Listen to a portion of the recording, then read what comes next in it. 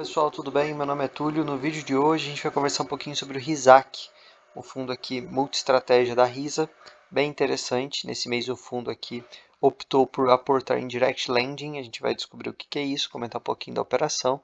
Quero conversar também com vocês um pouquinho sobre os dividendos e posicionamento de atualizações do fundo.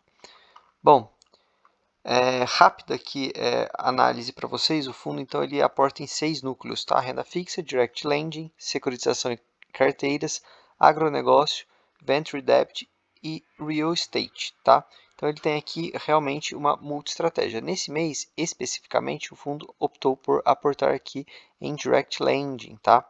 Bom, taxa de administração em 25 ao ano, 15% acima do CDI é a taxa de performance.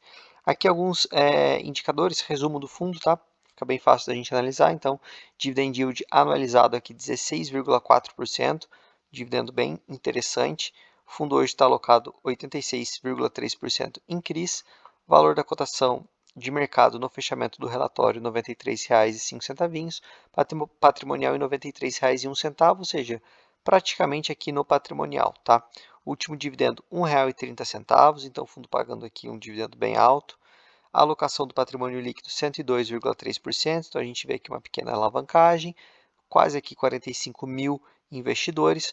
Hoje a taxa média da carteira é CDI mais 4,4, então esse é o spread médio, um valor aqui interessante, liquidez média de mais de 4 milhões, duration da carteira de menos de 3 anos, para esse tipo de operação, uma duration interessante. Bom, passado aqui o rápido resumo do fundo, vamos aos comentários. Então aqui o gestor ele traz um panorama dos fundos imobiliários para a gente, comenta dessa alta recente do IFIX. Aqui na DRE a gente consegue ver que o fundo teve um resultado de 1,39, tendo distribuído aqui 1,30, então ainda gerou aqui um pouquinho de reserva. Visto isso aqui, a gente consegue imaginar que pelo menos o fundo vai manter o seu dividendo. Se vai subir, a gente vai depender ainda de alguns passos que eu vou comentar à frente. Bom, ao final do mês de abril, o fundo apresentava alocação em ativos correspondente a 102,3% de seu PL, em decorrência do retorno da estratégia de alavancagem do Akin. Então, aqui o fundo alavancando um pouquinho do seu patrimônio. Interessante seria a gestão colocar aqui para a gente, pode ser que ela tenha colocado em outro relatório, nesse ainda não, qual que seria aqui o percentual máximo de alavancagem do fundo. Talvez aqui 10% já estaria mais do que suficiente, ao meu ver. Bom, a aquisição então do mês foi no CRI Sodru pelo núcleo de Direct Lending. Como eu já comentei com vocês, esse fundo imobiliário, o RISAC, ele coloca lá no final do relatório a tradução aqui de várias nomenclaturas que são utilizadas só aqui nesses fundos da RISA. E, ao meu ver, seria mais interessante se eles colocassem um resumo no começo. De qualquer forma, a gente desce aqui para conseguir entender melhor. Então, Direct Lending realiza operações de crédito corporativo junto a empresas de médio e grande porte. Então, aqui, grande porte, em regra, a gente vai ter taxa um pouquinho mais high grade, dependendo aqui das empresas de médio porte, uma taxa um pouquinho mais interessante para o fundo. Aqui, pessoal, fica bem fácil, eu já fiz vários vídeos, vou deixar aqui para vocês, explicando cada um desses núcleos, explicando também aqui as teses de investimento, onde o fundo deixa claro operações que ele pretende vender, operações que, se tiver uma boa oportunidade, ele vende, operações que ele quer o carrego, operações que com certeza ele quer até o final ali dela. Então é bem interessante para poder analisar ali o médio e longo prazo do fundo, vocês entenderem esses conceitos aqui do fundo. Minha sugestão, tem muitos gráficos aqui que fica fácil de identificar onde o fundo está mais alocado.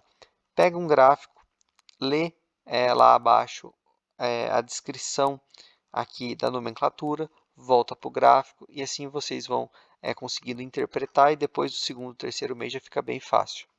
Então, o fundo aqui adquiriu essa operação, daqui a pouquinho a gente vai dar uma olhada na taxa e nas garantias da operação.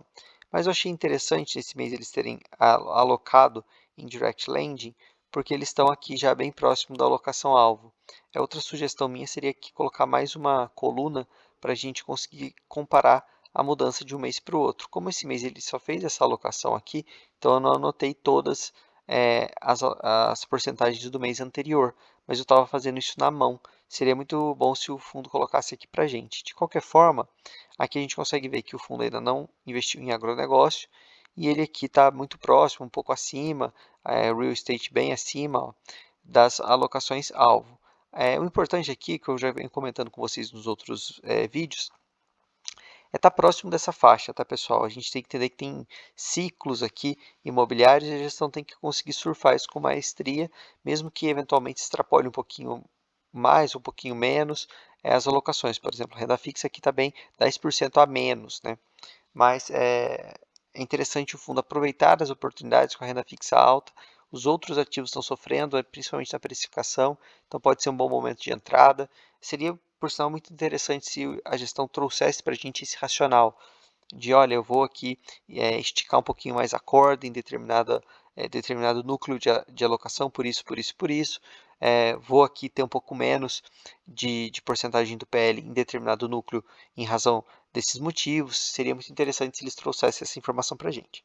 Pessoal, se estiverem gostando do conteúdo, não se esqueça de deixar aquele like, se inscrever no canal. Estou aqui na meta de chegar a 2.000 inscritos. Se você puder se inscrever para me ajudar, eu ficaria muito feliz.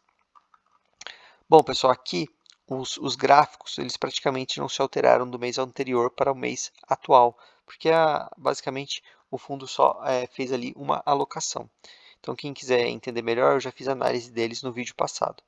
Posicionamento atual. Como uma visão de portfólio, mantemos uma visão positiva para uma maior alocação em papéis com indexação em CDI, seguido de papéis em IPCA. Então, aqui a gente já tem o racional da gestão, bem interessante.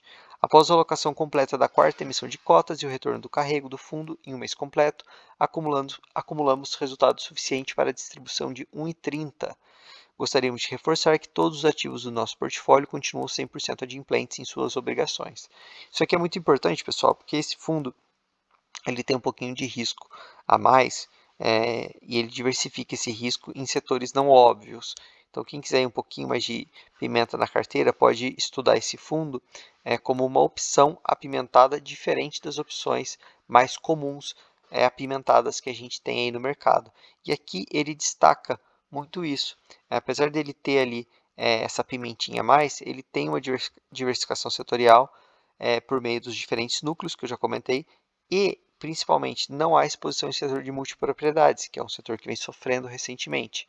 Não tem cota subordinada de CRI e FIIs de diversificação pulverização de ativos. Então, aqui é praticamente um goleiro aí dele, né, a defesa dele. Além disso, correção monetária aplicada se e somente se o valor do índice de referência IPCA for maior do que zero na maior parte das operações dessa natureza. Lembrando, pessoal, operação mais high grade, com menos risco, ela vai ter ali a volatilidade normal de inflação e deflação, justamente porque ela já é mais segura. Operação com mais risco, em regra, ela vai ter essa proteção contra a deflação, porque ela já é mais arriscada, então o credor consegue negociar, ter mais cartas ali na mesa de negociação e consegue impor essa proteção contra a deflação. Sempre gosto de ressaltar isso, porque, então, com proteção contra a deflação é melhor? Não necessariamente, tem mais risco, então tem prós e contras.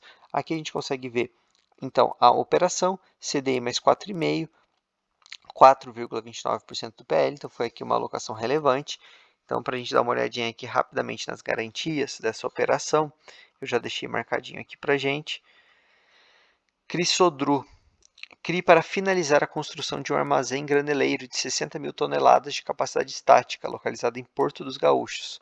Então, aqui as garantias, alienação fiduciária do terreno e futuras benfeitorias, fiança, aliança agrícola do Cerrado. Então, aqui bem interessante, é uma empresa de médio porte, né? Então, na mesma linha do CRI Tech Parks e Ober representa uma das estratégias do fundo de Direct Lending de atuar junto a empresas de médio porte. Então, aqui interessante, uma empresa de médio porte, mas no setor do agronegócio, então tem ali uma diferenciação, né? Pensando em uma carteira de investimento, você conseguir alocar num fundo desse tipo e ter acesso a uma operação aqui, um papel, né? Um CRI, mas ali lastreado em uma operação do agronegócio, bem interessante. E uma taxa também interessante, né? CDI mais 4,5%, é uma taxa até alta para o momento, mas enfim, é a proposta do núcleo. Pessoal, espero que tenham gostado do vídeo. Se sim, deixa aquele like, se inscreve. Lembrando, o grupo do Telegram está na descrição, comentário fixado. Grande abraço, valeu!